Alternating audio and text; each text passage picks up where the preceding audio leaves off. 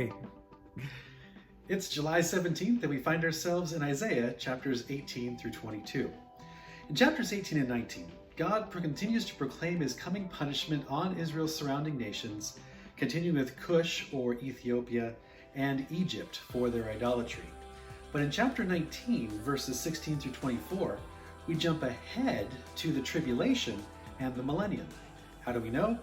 The phrase "in that day" repeated 5 times, and the description of Israel, Assyria, and Egypt worshiping God together, living in peace with each other, let us know we're looking at a yet future time even for us. Now, chapter 20 may have caught your attention because Isaiah becomes a living object lesson for Egypt and Cush by being naked and barefoot for 3 years, representing the shame that they would be subjected to when Assyria conquered them too. Now, since the day I began making these videos, I knew this chapter was coming. You don't know how much I debated on, not wearing a shirt and just shooting like from the shoulders up to illustrate the awkwardness that Isaiah would have caused other people to feel. But obviously, I decided against that for 2 reasons. 1, it would be super distracting and not in a good way. But 2, this could also mean that Isaiah was wearing an undergarment, similar to King David's linen ephod that he danced before the Lord with when they were bringing the ark into Jerusalem. It would look similar to a nightshirt today that would go down to like your mid-thigh. It covered Isaiah, but it was not supposed to be the only thing he was wearing. So either interpretation is possible.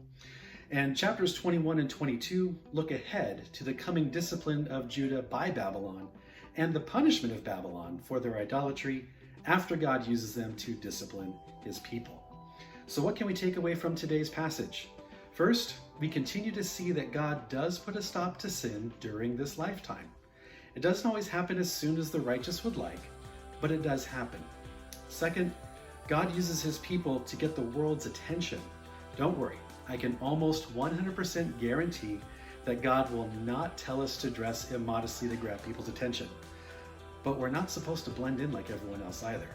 Like Israel's dietary laws and dress code, the way we live is supposed to stand out in a godly way. It's supposed to get people's attention and make them ask us, why are we different?